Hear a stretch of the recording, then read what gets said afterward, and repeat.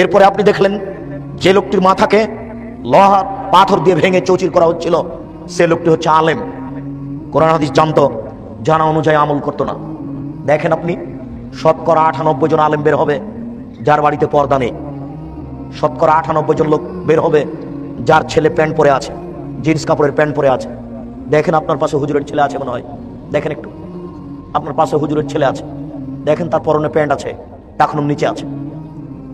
আজকে এখন আর না গিয়ে সকালে গিয়ে একটু দেখিয়েন, তার মেয়ে নগ্ন পোশাক পরে কলেজে যায়, তার ছেলের দাড়ি চাচা আছে, যার ছেলের দাড়ি ছোট আছে। শতকরা 98 জন হুজুর টিকতে পারবে না। যার মাথা ফাটিয়ে দেওয়া হচ্ছে ইনি হচ্ছেন হুজুর। মিথ্যা কথা দিয়ে বক্তব্য দেয়, কেসা কাহিনী না হলে হুজুরের নাকি চলে না, আর কণ্ঠসুর না হলে হুজুরের নাকি চলে না। জি না, কণ্ঠসুর দিয়ে বক্তব্য চলে না। বক্তব্যের একটা সুন্নাত আছে, এজা খাতাবা, যখন আল্লাহ রাসূল বক্তব্য দিতেন, ওহমারা তাইনাহু, তার দুই চোখ লাল হয়ে যেত, ওয়াস্তাদা গাজাবহু, তার রাগ বেশি হয়ে যেত, ওয়ালা সাউতাহু, তার কণ্ঠ উঁচু হয়ে যেত, কান্নাহু মুনজিরু জাইস, যেন তিনি সৈন্য দলকে ধমক দেখাচ্ছেন, এই করতে হবে সেই করতে হবে। এই ছিল তার বক্তব্যের গতি। দুই চোখ লাল হয়ে যেত, কণ্ঠ উঁচু হয়ে যেত, রাগ বেশি হয়ে যেত।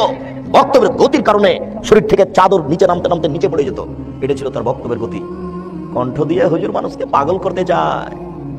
টাকা কম হলে হুজুরের মুখ কালো হয়। আগেই নাকি লাগে 30,000, বিদায়ের সময়তে আবার 10,000। কন্টাক্ট করে হুজুরকে নির্ধারণ করতে হয়। হুজুরের দলিলের শেষ নেই। শুনুন, ধর্ম পাগল কিছু নয়, ধর্ম একজন মানুষের কথা দিয়ে চলে। বলেন তো তার নাম কি? তিনি হচ্ছেন মুহাম্মদ সাল্লাল্লাহু আলাইহি সাল্লাম। এই কথাটা সবসময় মনে রাখবেন। আমি আপনাকে হানাফি, শাফি, মালিকি হতে নিষেধ করিনি। আপনি হন, হানাফি হয়ে থাকেন, মালিকি হয়ে থাকেন, হাম্বলি হয়ে থাকেন, আপনাকে আমি নিষেধ করিনি। কিন্তু বিচারের মাঠে যখন আপনি বলবেন আমার ইমাম আবু হানিফা রাহিমাহুল্লাহ, তখন যদি উনি বলেন না না না, আমি কাউকে কথা বলিনি, আমাকে মেনে চলো, এই কথা আমি কাউকে বলিনি, যদি এরকম বলেন তাহলে কি হবে?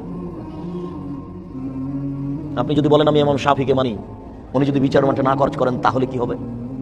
এই জন্য পৃথিবীতে একজন মানুষকে মাথায় রাখবেন, যার নাম মুহাম্মদ সাল্লাল্লাহু আলাইহি সাল্লাম। লাভ হোক আর লস হোক, বেশি কিছু করার দরকার নেই। ফরজ সালাত আদায় করেন, রমজান মাসের সিয়াম পালন করেন, রোজা, রমজান মাসের সিয়াম পালন করেন, আর যাকাত ক্ষমতা হলে দেন, টাকা হলে হজ করতে যান, জান্নাত হবে ইনশাআল্লাহ। একটা লোক আল্লাহ রাসূলের কাছে এসে বলছেন, তুল্লানি আমাল তো দাখালতুল জান্নাতা। আল্লাহ রাসূল, আমাকে একটা আমলের কথা বলেন তো আল্লাহ রাসূল, যে আমল করে আমি জান্নাতে চলে যাব, এই একটা আমলের কথা বলেন। তখন রাসূল সাল্লাল্লাহু আলাইহি সাল্লাম বলেন, 5 ওয়াক্ত ফরজ সালাত আদায় করবে, রমজান মাসের সিয়াম পালন করবে, ফরজ যাকাত আদায় করবে, টাকা হলে হজ। এই পর্যন্ত শোনার পরে লোকটা বলছে, ওয়াল্লাহি লা আজদু আলা হাদা আনকুসু মিনহু, আল্লাহর কসম আমি এর চেয়ে কম করব না, আল্লাহর কসম আমি এর চেয়ে বেশি করব না, আল্লাহর কসম আমি এর চেয়ে কম করব না, আল্লাহর কসম আমি এর চেয়ে বেশি করব না। এইভাবে বলছে আর চলে যাচ্ছে, কসম করছে আর বলছে আর চলে যাচ্ছে। তখন আল্লাহ রাসূল বলছেন, মান সারা ওয়ায়ানজুরা ইলাল জান্নাহ ফালানজুরা লাহা, কেউ যদি জান্নাতি দেখতে চায় তাহলে এই লোকটাকে দেখে নেক। এই শোনো আমার সঙ্গী সাথী, তোমরা যদি কেউ জান্নাতীকে দেখতে চাও, এই যে দেখো, এই যে লোকটা জান্নাতি, ও কিন্তু তাহাজ্জুদ পড়বে না। কথা মনে হয় বুঝাতে পারিনি। উনি কিন্তু তাহাজ্জুদ পড়বেন না, উনি পড়বেন না, উনি কসম করেছেন আমি নফল পড়বো না। 5 ওয়াক্ত সালাতের সাথে যে 12 রাকাত সুন্নাত আছে, এটা উনি পড়বেন না। আল্লাহর কসম আমি এর চেয়ে বেশি করবো না, আল্লাহর কসম আমি এর চেয়ে কম করবো না, আল্লাহর কসম আমি এর চেয়ে বেশি করবো না। 5 ওয়াক্ত সালাতের সাথে 12 রাকাত সুন্নাত পড়বে না। আল্লাহ রাসূল বললেন যে ও জান্নাতি। শুনুন, ইবাদত কম হোক তবু জান বাঁচবে, একজন মানুষের নীতিতে হোক, যার নাম মুহাম্মদ সাল্লাল্লাহু আলাইহি সাল্লাম। হুজুর কেন বললেন আসসালামু আলাইকুম, কি ব্যাপার আপনারা সব ঘুমিয়ে আছেন নাকি? আমার উত্তর দিলেন না কেন? আবার হুজুর বলছেন আসসালামু আলাইকুম, আপনারা জোরে বলেন আসসালামু আলাইকুম। হুজুর এই মিথ্যা নীতি কোথায় পেলেন? হুজুর আসসালামু আলাইকুম দিয়ে বক্তব্য শুরু করবেন, কেউ উত্তর দিল না দিল তা দেখার বিষয় নয়। হুজুর বক্তৃতার নামে ধর্ম বিকৃত করতে এসেছেন, হুজুরকে আবার পড়াশোনা করতে হবে। শুনুন সম্মানিত দিনী ভাই, আলেম বড় বিপদে, হুজুর বড় বিপদে, হুজুর নিজেই বুঝেন না। হুজুর যে কত বড় বিপদে হুজুর বুঝতে চাচ্ছেন না। যার মাথাকে ফাটিয়ে চৌচির করে দেওয়া হচ্ছে ইনি হুজুর। এরপরে ওই যে আপনি দেখলেন একটা গর্তের মধ্যে ধাঁধা ধাঁধা করে আগুন জ্বলছে, নারী এবং পুরুষ উলঙ্গ হয়ে জমা ধরে আগুনে জ্বলছে। এ হচ্ছে ব্যভিচার। ব্যভিচার রাসূল সাল্লাল্লাহু আলাইহি ওয়াসাল্লাম বলছেন, জিবরাইল আমাকে নিয়ে গেলেন উপরে, যেতে যেতে দেখি এক জায়গাতে অনেক মানুষ ফুলে ফেঁপে 30 হাত 40 হাত 100 হাত উঁচু হয়ে মোটা মোটা হয়ে আছে, বিশাল আকৃতি, গন্ধে টিকা যায় না, এত দুর্গন্ধ। মনে হচ্ছে যে তারা গ্রামের টয়লেট, আকৃতিও খুব বিশাল, গন্ধ খুব বেশি। আমি বললাম জিবরাইল মান হাউলা, এরা কারা? তখন জিবরাইল আলাইহিস সালাম বললেন অহমদ সুন্নাত জামানি, এরা হচ্ছে ব্যভিচারী। যাদের আকৃতি খুব বিশাল, দুর্গন্ধে টিকা যায় না, এরা কারা বলেন তো? যারা ব্যভিচারী, যারা উলঙ্গ অবস্থায় আগুনে জমা ধরে আছে, ধাঁধা করে উপরে চলে যাচ্ছে আগুনের ভিতরে, আবার নিচে চলে আসছে। বলেন তো এরা কারা? এরা ব্যভিচারী। রাসূল সাল্লাল্লাহু আলাইহি ওয়াসাল্লাম বলেছেন মহিলাদের ব্যভিচারী মহিলাদের লজ্জা স্থানের গন্ধে জাহান্নামীরা জাহান্নামে টিকতে পারবে না। ব্যভিচারী মহিলাদের লজ্জা স্থানের গন্ধে জাহান্নামীরা জাহান্নামে টিকতে পারবে না। ব্যভিচারী মহিলাদের লজ্জা স্থানের গন্ধে জাহান্নামীরা জাহান্নামে টিকতে পারবে না। আপনাকে শরীয়ত বুঝাতে অক্ষম, দুঃখিত। যাদের হাতে লক্ষ মানুষ, তারাই জাতির সামনে মিথ্যা দিন প্রচার করলো, সঠিক করলো না। যাদের হাতে মিডিয়া, তারা কিসসা কাহিনী জাতির সামনে পেশ করলো, কোরআন হাদিস পেশ করলো না। অথচ এসব হাদিস 1450 বছর থেকে হাদিস গ্রন্থে পড়ে আছে। এরপরে যে আপনি দেখলেন একটা লোক রক্তের নদীতে পড়ে আছে, পাশ থেকে তার মুখকে পাথর দিয়ে ভেঙে চৌচির করে দেওয়া হচ্ছে, ও হচ্ছে সুদখোর। যার মুখকে পাথর দিয়ে ভেঙে দেওয়া হচ্ছে এবং রক্তের নদীর মাঝামাঝিতে করা হচ্ছে, কে? এই সুদখোর। সুদের লেনদেন আছে কারো? আপনাদের লজ্জা হয় না একটু? ভিক্ষা করে খান, ভিক্ষা দেয় না কেউ? কে বললে ভিক্ষা দিবে না? পাশের বাড়ির লোক ভিক্ষা পায় তো। আপনাকে আমি প্রথমে ভিক্ষা করতে বলিনি, আমি বলেছি বাপের জমিদারি আছে, বড় ব্যবসা করেন, টাকা কম আছে কলা বিক্রি করে খান, তার চেয়ে টাকা কম আছে চকলেট বিক্রি করে খান। টাকাই যদি না থাকে দিন মজুরি করে খান, দিন মজুরি করে যদি খেতে না পারেন ভিক্ষা করে খান। সুদ খেতে হবে কেন? সুদ খেতে হবে কেন? ভিক্ষা করে খান, সুদ খেতে হবে কেন? কাপুরুষ বাপ বেটা মিলে পরের বাপে টাকা নিলে কেন? যৌতুক নেবে কেন? তোমাকে আমি বলিনি যে ভিক্ষা করা টাকা দিয়ে চাউল কিনে ভাত খেয়ে ইবাদত কবুল হবে? ভিক্ষা করা টাকা দিয়ে চাউল কিনে ভাত খেয়ে ইবাদত কবুল হবে? ভিক্ষা করা টাকা দিয়ে চাউল কিনে ভাত খেয়ে ইবাদত কবুল হবে? যৌতুকের টাকা দিয়ে চাউল কিনে ভাত খেয়ে ইবাদত কবুল হবে না। গ্রামীণ ব্যাংকে, রূপালী ব্যাংকে, সোনালী ব্যাংকে, ঠ্যাঙ্গামারা, আশা ব্রাকে, সব গার্মেন্টসে, সব জায়গাতে চাকরি করে টাকা দিয়ে চাউল কিনে ভাত খেয়ে ইবাদত কবুল হবে না। কোনো মায়ের বেটা পতই বা উল্টে ধরতে পারবে না। তুমি মনে রেখো যুবক, আম গাছে জাম ধরতে পারে, ধরে না। অমাবস্যার রাতে চাঙা ধরতে পারে, উঠে না। সুঁয়ের ছিদ্র দিয়ে ফাল ঢুকতে পারে, ঢোকে না। সুঁয়ের ছিদ্র দিয়ে ফাল ঢুকে যেতে পারে, আম গাছে জাম ধরে যেতে পারে, অমাবস্যার রাতে চাঁদ উঠে যেতে পারে, এটা ঘটে যেতে পারে। কিন্তু যেই কথা বলছি সেই কথাতে সন্দেহ আছে বলে কিয়ামত পর্যন্ত চেষ্টা করলে সরিষা ঢোকানো যাবে না। যা বলছি তাই থাকবে। শুনুন, রাসূল সাল্লাল্লাহু আলাইহি সাল্লাম বলেন একটা লোক বিপদে পড়েছে, সফরে আছে, বিপদে পড়ে হাত তুলে আল্লাহর দরবারে প্রার্থনা করছে, আল্লাহ আমি বিপদে পড়েছি, তুমি আমাকে বাঁচাও। রাসূল সাল্লাল্লাহু আলাইহি সাল্লাম বলছে দুঃখিত, মাতামুহু হারামুন, তার খাদ্য আছে হারাম, মালবাসুহু হারামুন, মাসরাবুহু হারামুন, তার পানি আছে হারাম, মালবাসুহু হারামুন, তার পোশাক আছে হারাম, গুযিয়া বিল হারামে, তার জীবিকা নির্বাহ হারাম। আন্না ইস্তাজাবা লাহু, তার দোয়া কি করে কবুল হতে পারে? তার দোয়া কবুল হবে না। সুদ খেতে হবে তোমাকে কে বলেছে? পৃথিবী অনেক বড়, ভিক্ষা করে খাও যুবক, ভিক্ষা পাও না? এটা একটা শেষ বৈধ পথ, ভিক্ষা করে খাও। পরের টাকা নিবে কেন?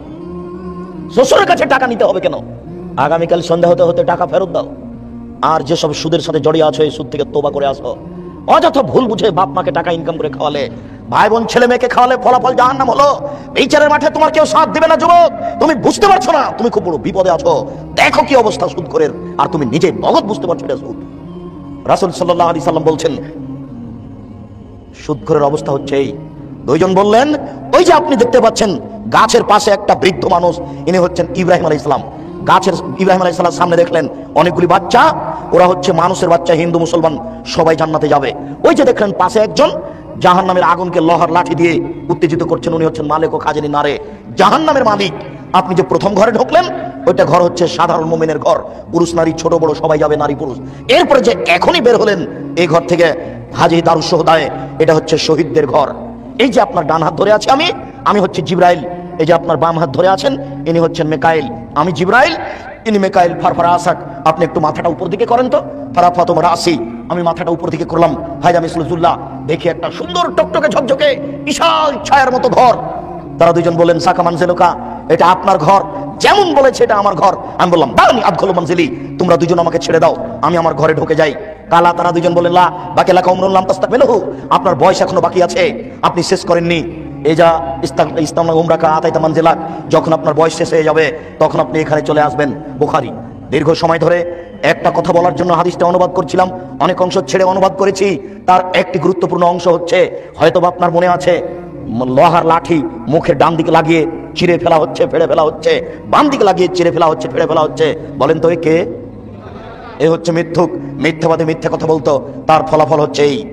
উবাদা ইবনে সামিত রাদিয়াল্লাহু তাআলা আনহু বলেন, রাসূল সাল্লাল্লাহু আলাইহি ওয়াসাল্লাম বলেছেন, আনা যাইমুন বিবাইতিন ফি ওয়াসতিল জান্নাহ লিমান তারাকাল কিযব ওয়া ইন কানা মাযে। পৃথিবীর মানুষ শুনে রেখো, আমি জান্নাতের মাঝামাঝিতে একটা ঘর নিয়ে দেওয়ার জন্য জিম্মেদার। আমি মুহাম্মদ সাল্লাল্লাহু আলাইহি সাল্লাম জান্নাতের মাঝামাঝিতে একটা ঘর নিয়ে দেওয়ার জন্য জিম্মেদার। ওই লোককে আমি জান্নাতের মাঝামাঝিতে ঘর নিয়ে দিব যে ব্যক্তি মিথ্যা পরিহার করবে, মজাক করে হলেও। মজাক করে মানে এই যে মজাক করে মানে, চট করে আপনি আপনার বন্ধুর কলমটা উঠিয়ে নিয়েছেন, কলমটা উঠিয়ে নিয়ে বলছেন, এই কলমটা দে তো, তোর কলমটা দে তো। কই আমি যে এখানে কলম রেখেছিলাম, কই কে নিল? তুই নিয়েছিস নাকি? না না আমি নিইনি। একটু পরে আপনি কলমটা ফেরত দিবেন। এই যে মজাক করে আপনি মিথ্যা কথা বললেন, এটাও শরীয়তে অনুমতি নেই।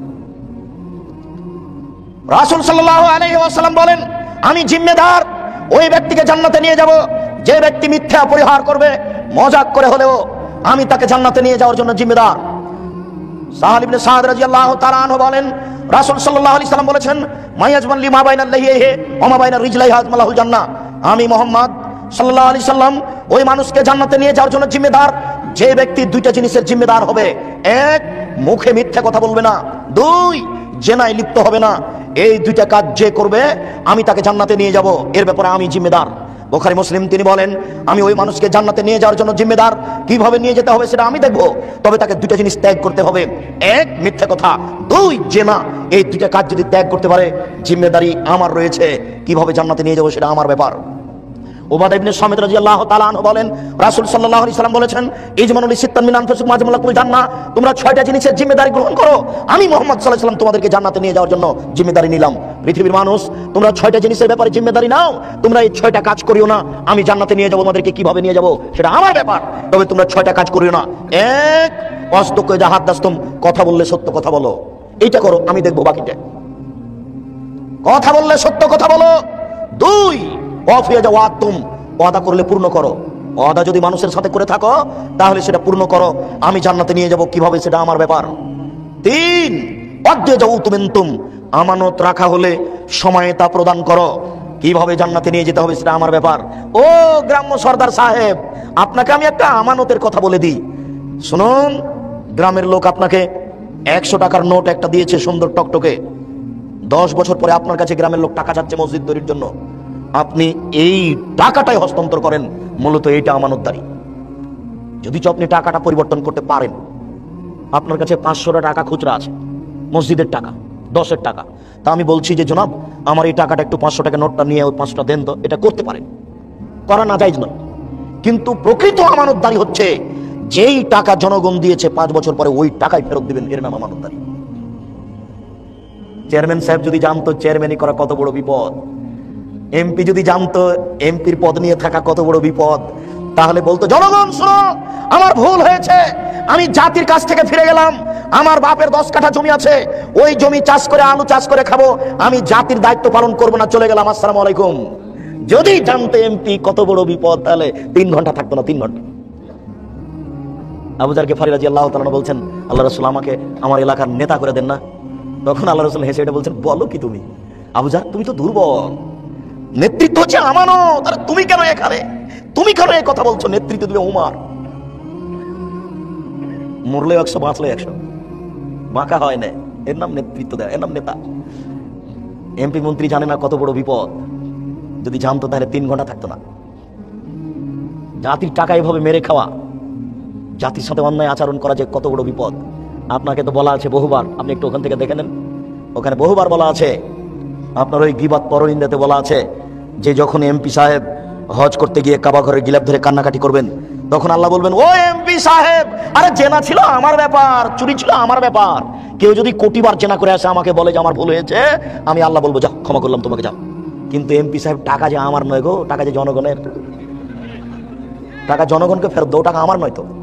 আল্লাহ যদি বিচারের মাঠে, আল্লাহ যদি আপনাকে ক্ষমা করে দেন, আল্লাহ হবেন অত্যাচারী। আল্লাহ যদি আপনাকে ক্ষমা করে দেন, আল্লাহ হবেন অত্যাচারী। আল্লাহ বলেছেন, ইন্নী হারামতু যুলমা আলাইয়া, আমি আল্লাহ আমার উপরে অত্যাচার হারাম করেছি, আমি আল্লাহ আমার উপরে অত্যাচার হারাম করেছি, আমি আল্লাহ আমার উপরে অত্যাচার করব না। চেয়ারম্যান সাহেব, আমি জনগণের টাকা ক্ষমা করব না। এই ছেলে, তোমার বাপকে একটু দেখাও গো, www আব্দুর রাজ্জাক বিন ইউসুফ জুমার খুতবা, গত জুমার, অত্যাচার জুলুম, ওটা একটু দেখে নাও। www আব্দুর রাজ্জাক বিন ইউসুফ জুমার খুতবা, খুতবার আলোচনা হচ্ছে অত্যাচার, জুলুম, নির্যাতন, অত্যাচার, জুলুম, নির্যাতন, এই বিষয়ের উপর একটা বিস্তারিত বিবরণ দেওয়া আছে 51 মিনিটে। সম্মানিত উপস্থিতি, আমি বলছিলাম আমানত কত বড় জিনিস। হেডমাস্টার ওটা বুঝেন না, প্রিন্সিপাল হেড মাওলানা এটা বুঝে না। জনগণের 10টা টাকা পকেটে আসাতেই চট করে চায়ের স্টলে বসে চা খাওয়ার পর ওই টাকাটাই দিয়েছে, যে টাকাটা একটু আগে ছেলেটা তার হাতে জমা দিয়েছে। হেড মাওলানা বুঝতে পারছেন না আমানতদারি কত বড় কঠিন। পৃথিবীর মানুষ, আমানতদারির জিম্মেদারি নাও। আমি মুহাম্মদ সাল্লাল্লাহু আলাইহি ওয়াসাল্লাম দেখে নিব কিভাবে জান্নাতে নিয়ে যেতে হবে। এরপরে তিনি বলেন, অফাজু ফরুজাকুম, জেনায় লিপ্ত হয়েও না। জান্নাতে নিয়ে যাবো আমি, কিভাবে নিয়ে যেতে হবে দেখবো। জেনায় লিপ্ত হয়েও না। তাহলে বারবার জেনা কথাটা চলে আসছে, এটা খুব বড় কঠিন। মানুষ দুই জায়গাতে ফেসে যাবে, এক টাকায় আর এক নারীর কাছে। টাকা বৈধ অবৈধ এটা উপার্জন ভাববে না। এই ছেলেটাকে তার বাপ মা বারবার চুমা দিচ্ছে, বারবার আদর করছে। কতদিন? 2 বছর, 4 বছর, 8 বছর, 10 বছর, 15 বছর, 20 বছর। এবার ছেলে পড়াশোনা বাদ দিয়েছে, যখন তখন মা বলছে কি করবি, পড়াশোনা বাদ দিলে কি করবি, টাকা পয়সা ইনকাম কর, টাকা পয়সা ইনকাম কর। চিন্তা করছে যে মাও তো আমাকে ভালোবাসছে না, যে মা চুমা দিচ্ছিল, আদর করছিল, তাহলে ওই বুঝবে যে টাকার প্রয়োজন আছে। যার সাথে চেনার কথা হচ্ছে সেও টাকা চায়, বাপ মাও টাকা চায়, রিক্সাওয়ালাও টাকা চায়, ভ্যানওয়ালাও টাকা চায়। তাহলে বোঝা যাচ্ছে যে টাকা ছাড়া তার কোনো কাজ চলে না। তখন সে হন্যে হয়ে নেমে পড়ে, তাকে টাকা ইনকাম করতেই হবে। আর নারী জাতি এত কঠিন জাতি, নারী জাতি এত কঠিন জাতি। মুহাম্মদ সাল্লাল্লাহু আলাইহি ওয়াসাল্লাম বলেন, ও নারী জাতি তোমরা এমন জাতি, ও নারী জাতি তোমরা এমন জাতি যে বুদ্ধিমানের বুদ্ধিকে নষ্ট করতে পারো। আপনাদের চেয়ারম্যান সাহেব হুঁশিয়ার মানুষ, বুদ্ধিমান মানুষ, গিয়ে ওই বাসে উঠেছেন, দেখছেন যে একটা মেয়ে বসে আছে, জায়গাটা খালি আছে পাশে। একবার খালি মেয়েটা হেসে বলেছে, ভাইয়া বসেন। একবার হেসে বললে আর কিছু লাগবে না। এবার চেয়ারম্যান সাহেব যতক্ষণ পর্যন্ত থাকবেন ততক্ষণ পর্যন্ত তাকে বলতে থাকবেন, তোমার নাম কি, তোমার বাপের নাম কি, তুমি কি করো, বাঁচার কোনো পথ নাই। এক ভাইয়াতে একবার শেষ সম্পূর্ণ ইমান আমার। এটা নারী। এমনি বলেননি রাসূল সাল্লাল্লাহু আলাইহি ওয়াসাল্লাম, ইন্নাল মারআতা তুকবিলু ফি সূরাতি শায়তান ওয়া তুদবিরু ফি সূরাতি শায়তান। নিশ্চয় নারী শয়তানের বেশ ধরে আসে, নিশ্চয় নারী শয়তানের বেশ ধরে যায়, নিশ্চয় নারী শয়তানের বেশ ধরে আসে, নিশ্চয় নারী শয়তানের বেশ ধরে যায়। তিনি বলেন, ইন্নান নিসা হাওয়াইলু শায়তান, নিশ্চয় নারী শয়তানের জাল, নিশ্চয় নারী শয়তানের জাল, নিশ্চয় নারী শয়তানের জাল। তিনি বলেন, ইয়াকুম দুখুল আলান নিসায়ে, পৃথিবীর মানুষ সাবধান, নারীদের কাছে যায় না, গেলেই বিপদে পড়ে যাবা। পৃথিবীর মানুষ নারীদের কাছে যায় না, গেলে বিপদে পড়ে যাবা। তিনি বলেন, ইয়াকুমুল মুকিবাত, সাবধান, যেই মহিলার স্বামী নেই ওই বাড়িতে যায় না, গেলে বিপদে পড়ে যাবা। পৃথিবীর মানুষ সাবধান, যেই মহিলার স্বামী নেই ওই বাড়িতে যায় না, গেলেই তুমি বিপদে পড়ে যাবা। তিনি বলেন, লা তাখলুনা বিরাজালিন ইল্লা কানা সালিসু শায়তান, লা তাখলুনা রাজুলুন বিমরাতিন, কোন নারী যেন কোন পুরুষের সাথে নির্জনে একত্রিত না হয়, কোন পুরুষ যেন কোন নারীর সাথে নির্জনে একত্রিত না হয়। নির্জনে একত্রিত হলেই তৃতীয় জন হবে শয়তান, খুব সাবধান। তিনি বলছেন, ফাত্তাকুদ দুনিয়া ওয়াত্তাকুন নিসা, তোমরা পৃথিবী থেকে বেঁচে থাকো, নারী থেকে বেঁচে থাকো, তোমরা পৃথিবী থেকে বেঁচে থাকো, নারী থেকে বেঁচে থাকো। নারী বিপজ্জনক বস্তু, পুরুষের জন্য দুইটা বিপজ্জনক বস্তু, এক টাকা, দুই নারী। মানুষ এখানে বিপদে পড়েছে, তা বুঝতে চায় না। উপস্থিত বৈঠকের 2-1 মুসলিম বোন যারা হয়তো বা বক্তব্য শুনছেন, নাও শুনতে পারে, 2-1 যদি থাকেন, তাহলে হয়তো বা তিনি বলবেন, কি ব্যাপার আব্দুর রাজ্জাক সাহেব, আমাদের উপরে খেপে গেলেন নাকি? এত আমাদেরকে দুর্বল বলে গালি দিচ্ছেন কেন? জি না, আপনি আমার দিনী বোন, আপনাকে গালি দিব কেন? আরে আপনাকে তো খাদিজার মতো মনে করি, আপনার গালি দিয়ে আপনাকে নিন্দা করবো কেন? আপনাকে তো খাদিজার মতো মনে করি। দেখেন দেখেন দেখেন, একটু আপনি একটু দেখেন, জিবরাইল আলাইহিস সালাম আমাদের নবীকে বলছেন, জিবরাইল আলাইহিস সালাম আমাদের নবীকে বলছেন, মুহাম্মদ ওই যে দেখেন খাদিজা আতাত বিকাবিন ফিহি ইয়াদাম, ও একটা বাটি নিয়ে আসছে। মুহাম্মদ ওই যে দেখেন, ওই যে দেখেন খাদিজা, ও একটা বাটি নিয়ে আসছে, তাতে তরকারি আছে। শুনুন, আসলে আপনি বলবেন, খাদিজা ইকরিউ আলাইকে আসসালামু রাব্বুকে, তোমার প্রতিপালক তোমাকে সালাম দিয়েছেন, জিবরাইল তোমাকে সালাম দিয়েছেন, আর তোমার জন্য একটা জান্নাতের কথা বলেছেন, যে জান্নাতে কোনো হইচই নেই, যে জান্নাতে হীরা মুক্তা মাণিক্য দ্বারা তৈরি। এই কথা বলে দেন বুখারী মুসলিম। খাদিজাকে সালাম দিয়েছেন আল্লাহ, এই কথা জিবরাইল আলাইহিস সালাম বলছেন। মুহাম্মদ ওই যে খাদিজা, ওই যে বাটি হাতে করে আসছে, আসার সাথে সাথে বলবেন, খাদিজা তোমাকে আল্লাহ সালাম দিয়েছে গো, তোমাকে আল্লাহ সালাম দিয়েছে, তোমাকে জিবরাইল সালাম দিয়েছে। জিবরাইল তোমার জন্য একটা জান্নাতের কথা বলে গেলেন, যে জান্নাতটা হীরা মুক্তা মাণিক্য দ্বারা তৈরি, যে জান্নাতে কোনো হইচই নেই। তাহলে কি আমি খাদিজাকে শয়তান বললাম? নাউজুবিল্লাহ, আশ্চর্য। আপনার নিন্দা করবো মানে? আপনাকে খাদিজার মতো মনে করি। আপনাকে নিন্দা করবো কেন? আপনাকে আয়েশার মতো মনে করি। আয়েশা মানে দেখবেন 1 মিনিট, আয়েশা মানে দেখবেন 1 মিনিট, আপনাকে আয়েশার মতো মনে করি। আয়েশা রাদিয়াল্লাহু তাআলা আনহাকে আপনি 1 মিনিট দেখেন। আয়েশা রাদিয়াল্লাহু তাআলা আনহা বলেন, আমার স্বামী যখন মারা গেল তখন তার কবর হলো আমার ঘরে, মুহাম্মদ সাল্লাল্লাহু আলাইহি সাল্লামের কবর হলো আয়েশার ঘরে।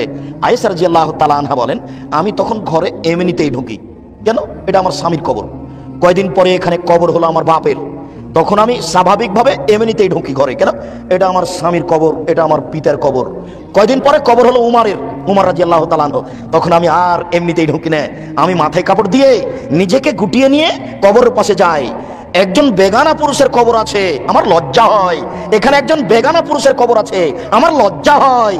আয়েশা কবরকে লজ্জা করেন, তাই তিনি মাথায় কাপড় দিয়ে যান। আর আপনি একজন মাস্টার ডিগ্রি পাস মহিলা, এখন বসে আছেন মাথায় কাপড় না দিয়ে, আপনাকে বলবো না মানে? আপনি বলেন কি? আপনি তো বেহায়া, আপনার কোনো লজ্জা নেই।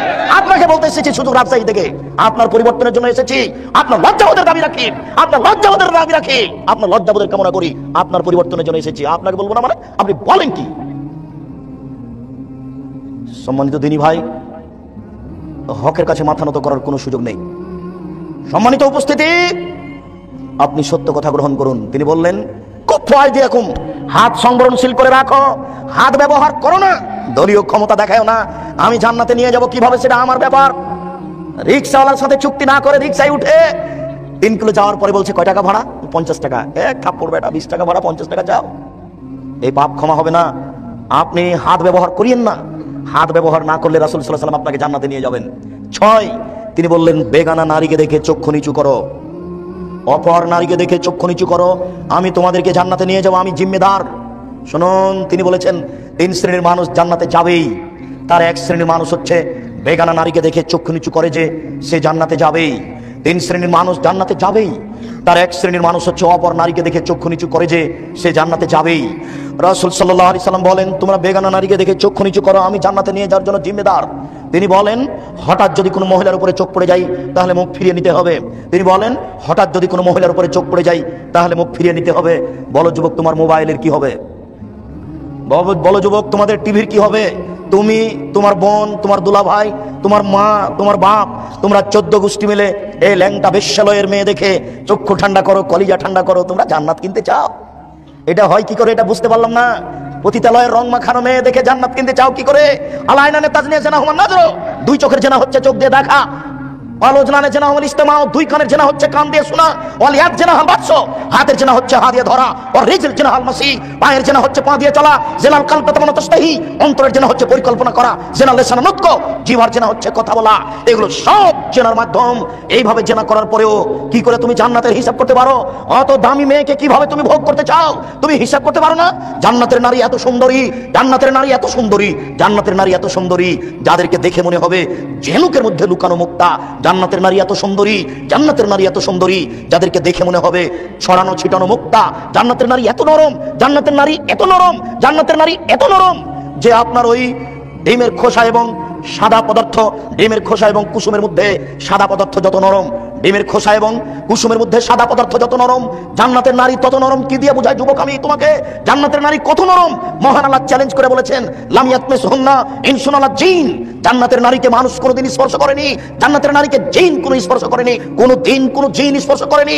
জান্নাতের নারীর ব্যাপারে আল্লাহ তাআলা চ্যালেঞ্জ করেছেন, জান্নাতের নারীদের কোনোদিন পেশাব হবে না, তাদের কোনোদিন পায়খানা হবে না, তাদের কোনোদিন হায়েজ হবে না, তাদের কোনোদিন নাকে শিকার হবে না, তাদের শরীরে কোনোদিন ময়লা হবে না, তাদের কাপড় কোনোদিন অপরিষ্কার হবে না, তাদের মাথায় থাকবে লম্বা লম্বা কোঁকড়া কোঁকড়া কুচকুচে কালো চুল। যুবক, তোমাকে আমি কি দিয়ে বুঝাই জান্নাতের নারী কত সুন্দরী? তাদের বক্ষ হবে স্ফীত গোলাকার। তুমি এই জান্নাতের নারী ভোগ করতে চাও? পতিতালয়ের নারী দেখে এখনই সিদ্ধান্ত পরিবর্তন করো, জান্নাত হবে ইনশাআল্লাহ। আল্লাহ ওয়াদা করেছেন তোমার সাথে, পৃথিবীর প্রত্যেকটা মানুষের সাথে আল্লাহ ওয়াদা করেছেন। মানুষ যদি তার প্রবৃত্তিকে ঠেকাতে পারে, মানুষ যদি তার প্রবৃত্তিকে ঠেকাতে পারে, আজ থেকে টিভিতে পতিতালয়ের ল্যাংটা মেয়ে দেখবে না, আজ থেকে কোনো মেয়ের সাথে মোবাইলে গল্প করবে না, আজ থেকে জেনা বন্ধ করলো। এই বলে যদি সে নিজেকে ঠেকাতে পারে, আমি আল্লাহ তার সাথে ওয়াদা করেছি, আমি তাকে জান্নাতুল মাওয়া দিব। কেউ যদি নিজের প্রবৃত্তিকে ঠেকাতে পারে, মনের চাপকে ঠেকাতে পারে, কাপুরুষ তোমাকে চিনি না, তুমি তো ওই মেয়েটার নাম্বার হাসি মুখে কথা বলেছিল, সেই জন্য তুমি নাম্বার ধরে রেখেছো আবার কথা বলার জন্য। এই তো তোমার ঈমান। একটা মেয়ে মোবাইলে তোমার সাথে হেসে কথা বলেছিল, তাই তুমি নাম্বারটা ধরে রেখেছো আবার কথা বলার জন্য। তুমি জান্নাত কিনতে চাও কি করে? জান্নাত খুব দামি জিনিস, জান্নাত পাওয়া খুব টাফ ব্যাপার। তুমি জান্নাত ভোগ করার চেষ্টা করো। আব্দুল্লাহ ইবনে আমর রাদিয়াল্লাহু তাআলা আমর ইবনে আস আব্দুল্লাহ ইবনে আমর রাদিয়াল্লাহু তাআলা আনহু বলেন, রাসূল সাল্লাল্লাহু আলাইহি সাল্লাম বলেছেন, আরবাউন মান কুন্না ফালা আলাইকা মা ফাতাকা মিনাদ দুনিয়া। চারটি জিনিস আছে যার সবকিছু আছে তার, চারটি জিনিস আছে যার সবকিছু আছে তার, চারটি জিনিস আছে যার ইহকাল আছে তার, পরকাল আছে তার, জান্নাত আছে তার। এক, হিফজু আমানাতিন, আমানতের রক্ষা। ওই কথাটা আবার আসলো, এক, আমানতের রক্ষা। এটা খুব কঠিন জিনিস। প্রিন্সিপাল সাহেব বুঝতে পারছে না আমানত কি জিনিস, হেড মাওলানা বুঝতে পারছে না আমানত কি জিনিস, চেয়ারম্যান মেম্বারতে এক লাইনও পড়েনি আমানত কি জিনিস, তার আর বোঝার কি থাকতে পারে? হেড মাওলানাই বুঝতে পারছে না আমানত কি জিনিস। রসিদে টাকা নেওয়ার পরে ওই যে আপনার গাড়ি থামিয়ে জোর করে টাকা আদায় করে মসজিদ বানাচ্ছে। গাড়ি থামিয়ে টাকা আদায় করে মসজিদ বানাতে হবে না, মসজিদের প্রয়োজন নেই। জোর করে গাড়ি থামিয়ে টাকা আদায় করে বক্তার জন্য জালসা করছেন কেন? এটা কে বলেছে? ভিক্ষা চেয়ে যে হুজুরকে টাকা দিচ্ছেন কেন? এইভাবে জালসা করবেন, বক্তব্যের ব্যবস্থা করবেন, 5 জন মিলে টাকা উঠিয়ে একটা ব্যবস্থা করেন। এইভাবে গাড়ি থামিয়ে ভিক্ষা করে জালসা করতে হবে, এটা কে বললো? এইভাবে জোর করে টাকা আদায় করে মসজিদ তৈরি করতে হবে, এটা কে বলেছে? 10 শতক জমি মসজিদের জন্য অক্ষ করা হয়েছে, থাক এমনি পড়ে থাক, উদাল দিয়ে দাগ কেটে দেন, মাগরিবের সালাত আদায় করেন, জোহর আসর করেন, পারলে না হলে থাক পড়ে থাকতে থাকতে থাকতে অনেক দিন পরে আপনারা ওটা খড় দিয়ে বানাবেন। খড় বুঝেন কি? খড় অনেক দিন পরে আপনারা তাকে মাটি দিয়ে বানাবেন। মাটির দেওয়াল বুঝেন? মাটির দেওয়াল দিয়ে বানাবেন। অনেক দিন পরে আপনাদের পরবর্তী যারা আসবে 100 বছর পরে, ওরা ইট দিয়ে বানাবে। অনেক দিন পরে 100 বছর পরে ওরা স্বর্ণ দিয়ে বানাবে। এইভাবে মসজিদ হবে। টাকা বাস থামিয়ে জোর করে টাকা আদায় করে মসজিদ তৈরি করতে হবে, কে বলেছে? এই হিসেব মাথায় আপনাকে দিল। সম্মানিত দিনী ভাই, আমানতের রক্ষা কত বড় জিনিস আপনাকে বোঝাতে পারি না। 4টে জিনিস আছে যার সবকিছু আছে তার। 1, আমানতের রক্ষা। 2, সিদক হাদিসিন, সত্য কথা। এটা হচ্ছে আলোচনার সাথে সম্পৃক্ত। সত্য কথা আছে যার সবকিছু আছে তার। 3, হুসনু খালিকাতিন, ভালো চরিত্র। ভালো চরিত্র যার আছে সবকিছু তার আছে। ভালো চরিত্রের ব্যাপারে আমরা বিস্তারিত বিবরণ দিয়েছি। সদাচরণ, নম্র আচরণ থেকে তুমি দেখো যুবক, www.abdurrazak.bin খুতবা, সদাচরণ, পিতামাতার সাথে সদাচরণ পৃথক পৃথক করে দেওয়া আছে, সেগুলো তুমি দেখে নাও। সদাচরণের একটা বিস্তারিত বিবরণ আছে, তার একটা হচ্ছে হুসনু খালিকাতিন, ভালো চরিত্র। 4, ইফাতুন ফি তাওমাতিন, বৈধরুজি। বৈধরুজি আছে যার সবকিছু আছে তার। বৈধরুজি আছে যার সবকিছু আছে তার। কোনো দিন অবৈধ উপার্জনের চিন্তা করো না। ছেড়ে দাও ওই চাকরি, ছেড়ে দাও ওই ব্যবসা, ওই চাকরি, ওই ব্যবসায় লাথি মেরে ফিরে আসো, রুজি হবে। 3 মজুরি করে রুজি করো। আমি তোমাকে বলিনি তুমি তোমার শ্বশুরের কাছে একটা লুঙ্গি কিনে নিয়ে যাবা, লুঙ্গি কিনে নিয়ে বলবা, শ্বশুর আব্বাজি আমি গরিব মানুষ, কাজ করে খেতে পারি, আপনার মুখ মোছা রুমাল নিব না, আপনার জন্য আমি একটা লুঙ্গি কিনে নিয়ে এসেছি উপহার। 25 বছর যাবত আপনি এই মেয়েটাকে রিস্ক নিয়ে শিক্ষা দেওয়ার পরে, উচ্চ শিক্ষা দিয়ে আপনি আমার হাতে তুলে দিয়েছেন। এর আমি কি দিয়ে শুকরিয়া আদায় করতে পারি? আমার শুকরিয়া আদায় করার কিছু নেই। আমি আপনার জন্য একটা লুঙ্গি কিনে নিয়ে এসেছি, আপনি এটা আমার পক্ষ থেকে উপহার নেন। আমি বীর পুরুষ, আমি কাপুরুষ নই, আমি কাজ করে খেতে পারি। কোটি টাকা ইনকাম করতে হবে, কথা তোমাকে আল্লাহ বলেননি। অতএব তুমি এই পথে কেন গেলে? তোমাদের এলাকাতে কোনো ধনী মানুষ আছে, দেশে কেউ ধনী মানুষ আছে, এটা তো আমি বিশ্বাস করি না। তোমার মাথাতে কে জাগিয়ে দিল যে তুমি ওই কোটিপতি হতে হবে? এরা ধনী মানুষ নয়। ধনী মানুষ দেখবে তুমি কাকে বলে? একদিন সকালে ফজরের সালাতের পরে রাসূল সাল্লাল্লাহু আলাইহি ওয়াসাল্লাম বললেন, শুনুন, 400 কিলোমিটার পথ পায়ে হেঁটে যেতে হবে, পথ বড় কঠিন, অসহায় অবস্থায় কে কি দিতে পারো? তখন উমর রাদিয়াল্লাহু তাআলা বললেন, আল্লাহ রাসূল, আমার অর্থ সম্পদের আমি অর্ধেক দিলাম। তখন আবু বকর সিদ্দিক রাদিয়াল্লাহু তাআলা বললেন, আল্লাহ রাসূল, আপনাকে এবং আল্লাহকে বাড়িতে রেখে যা আছে সবই দিলাম। তখন উসমান রাদিয়াল্লাহু তাআলা বলছেন, আল্লাহ রাসূল, তাবুকের যুদ্ধে যত মানুষ যাবে সমস্ত মানুষের অর্ধেকের যাতায়াত খরচ, খাওয়া খরচ আমি উসমান দিলাম। সেদিন লোক সংখ্যা ছিল 30,000, তার মানে 15,000 লোককে তিনি 15,000 উট দিয়েছিলেন। 15,000 লোকের তিনি 3 মাসের খাওয়া খরচ দিয়েছিলেন। এদেশের সরকারকে যদি বলা হয় 15,000 উট দেন আর 15,000 লোকের 3 মাস খাওয়া খরচ দেন, রাজি হবে না। এর নাম ধনী। তোমরা বৈধভাবে এইভাবে পয়সা উপার্জন করো। রাসূল সাল্লাল্লাহু আলাইহি ওয়াসাল্লাম বলেন, 4টা জিনিস যার ভিতরে নেই সেই সবচেয়ে ভালো মানুষ, সেই জান্নাতি। 1, লাইসমা ফিহে, পাপ নেই যার। 2, ওয়ালা বাগিয়া, সীমালঙ্ঘন নেই যার। 3, ওয়ালা হাসাদা, হিংসা নেই যার। ওয়ালা গিল্লা, আমানতের খেয়ানত নেই যার। 4টা জিনিস নেই যার সেই জান্নাতি। 4টা জিনিস নেই যার সেই জান্নাতি। 4টা জিনিস নেই যার সেই জান্নাতি। 1, পাপ নেই যার। আব্দুর রাজ্জাক সাহেব, পাপ নেই এমন মানুষ আছে দুনিয়াতে? জি। পাপ হলেই ক্ষমা চাই যে তার পাপ নেই। কুল্লু বানি আদম খাতা খায়রুল খাত্তাইন তাওয়াবুন, আদম সন্তানই পাপী, কথা আল্লাহ রাসূল বলছেন।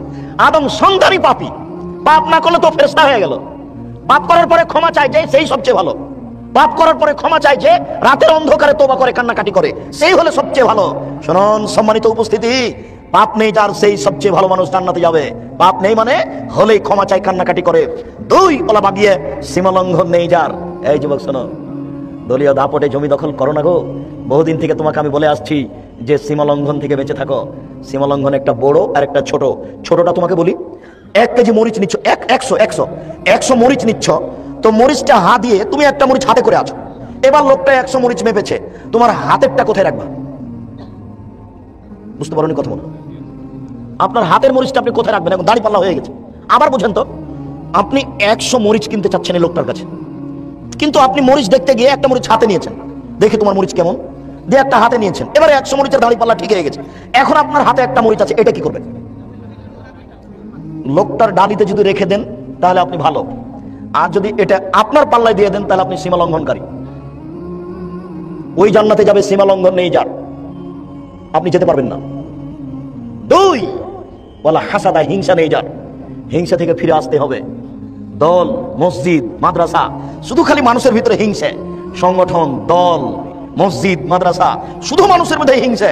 কি তাহাজ্জুদ পড়ে আর কি কোরআন তেলাওয়াত করে, খালি দিন রাত ওটাই ভাবে ও তো এটা করলো, ওকে কিভাবে ধ্বংস করা যায়। দিন রাত মানুষ হিংসা নিয়ে ডুবে আছে। হিংসা নেই যার সেই জান্নাতে যাবে, হিংসা আছে যার সে তো ধ্বংস হয়ে গেছে। হিংসা আছে যার সে তো ধ্বংস হয়ে গেছে। শোনেন একটা কথা, সহিহ হাদিস বাইহাকির, রাসূল সাল্লাল্লাহু আলাইহি সাল্লাম একটা লোকের কথা বলে নাই, শোনো সাহাবীগণ শোনো, কিছুক্ষণের মধ্যে একটা লোক আসছে, ও জান্নাতে যাবে। একটা লোক আসলো, সাহাবীগণ দেখলেন এই লোকটা জান্নাতে যাবে, আচ্ছা ঠিক আছে। পরের দিন আল্লাহ রাসূল বলছেন, এই শোনো, কিছুক্ষণ পরে একটা লোক এখানে আসছে, ও জান্নাতে যাবে। সাহাবীগণ দেখলেন ওই কালকের লোকটাই। পরের দিন আল্লাহ রাসূল বললেন, এই শোনো, কিছুক্ষণ পরে একটা লোক আসবে, ও জান্নাতে যাবে। সাহাবীগণ দেখলেন ওই লোকটাই, গতকালকে লোকটাই। এবার একজন সাহাবী বলছেন, ব্যাপারটা কি? 3 দিন যাবত আল্লাহ রাসূল একই কথা বলছেন যে এই লোক জান্নাতে যাবে। এই লোক তো সেই লোক যাকে প্রথম দিন দেখেছিলাম, পরের দিন দেখলাম, আজকে দেখছি। দেখে কি করে? এবার আমি তার সাথ ধরলাম, আমি তার বাড়িতে চলে গেলাম সন্ধ্যার দিকে। আমি গিয়ে বললাম, আমার আব্বার সাথে আমার গন্ডগোল হয়েছে, আমি আমার আব্বার সাথে থাকতে চাচ্ছি না, আপনার কাছে 3 দিন থাকবো আমি, আপনি অনুমতি দিবেন কি? আচ্ছা ঠিক আছে থাকো। রাত গেল, তাহাজ্জুদ পড়লেন না। পরের রাত গেল, কোন ইবাদত তেমন করলেন না। পরের রাত গেল, কোন ইবাদত তেমন করলেন না। এবার 3 দিন যখন পার হয়ে গেছে, তখন বলছে, আচ্ছা ঠিক আছে, আপনার সাথে আমার থাকা হয়ে গেছে, আমি চলে গেলাম, আমার আব্বার সাথে কোনো গন্ডগোল হয়নি। তো একটা কথা, আল্লাহ রাসূল 3 দিন যাবত এক কথা বললেন যে এই ব্যক্তি জান্নাতি, কিন্তু দেখি আপনার কথা বললেন, সেই জন্য আপনাকে আমি পরীক্ষা করছিলাম যে আপনি কি আমল করেন। 3 দিন যাবত আপনাকে পরীক্ষা করলাম, আপনাকে কোনো আমল করতে দেখলাম না, তো আপনি জান্নাতে যান কিভাবে? তখন উনি বললেন একটা কথা, হ্যাঁ আমি কোনো আমল করি না, তবে কারোর ব্যাপারে আমার হিংসা হয় না। কেউ আমার কোটি টাকা নিলেই কি, আর কারোর কোটি টাকা হলেই কি, ওটা আমি ভাবি না। আমার নিয়েছে কেন, তার দিন কিছু, ওর কোটি টাকা হলো কেন, ওটা ভাবি না, ওকে আল্লাহ দিয়েছে দিয়েছে। আমার নিল, ওর হলো, এটা আমি ভাবি না, ওটা আমার মাথাতে আসে না। তখন আল্লাহ রাসূলকে এই কথাটা প্রমাণ করার জন্য উনি বললেন, তখন আল্লাহ রাসূল বললেন যে এই গুণের কারণে ও জান্নাতে যাবে। দেখেন, একটা মানুষের ভিতরে হিংসা কাজ করে না, এই জন্য আল্লাহ রাসূল দুনিয়াতে জান্নাতের ঘোষণা দিয়ে দিয়েছে। তারপরে আমানতের খেয়ানত না থাকলে আপনি জান্নাতে চলে যাবেন ইনশাআল্লাহ। সম্মানিত দিনী ভাই, রাসূল সাল্লাল্লাহু আলাইহি সাল্লাম যে কথাটি বলেছেন, সেই কথাটি হচ্ছে, ইন্নাল কিযবা ইনকুসু রিজকা, নিশ্চয় মিথ্যে মানুষের রুজিকে কমিয়ে দেয়, নিশ্চয় মিথ্যে মানুষের রুজিকে কমিয়ে দেয়, নিশ্চয় মিথ্যে মানুষের রুজিকে কমিয়ে দেয়, নিশ্চয় জেনা মানুষের রুজিকে কমিয়ে দেয়, নিশ্চয় জেনা মানুষের রুজিকে কমিয়ে দেয়, নিশ্চয় পিতামাতার ভালোবাসা মানুষের বয়স বৃদ্ধি করে দেয়, নেকি বেশি করে দেয়। সম্মানিত উপস্থিতি, আমি অংশে এসে আপনাদের এখানে যেটা জরুরি কথা বলতে চাচ্ছি সেটা হচ্ছে এই, সত্য গ্রহণ করুন, মিথ্যা পরিহার করুন, হক গ্রহণ করুন, না হক ছেড়ে দেন। ইবাদত সহ সামাজিক জীবিকা নির্বাহ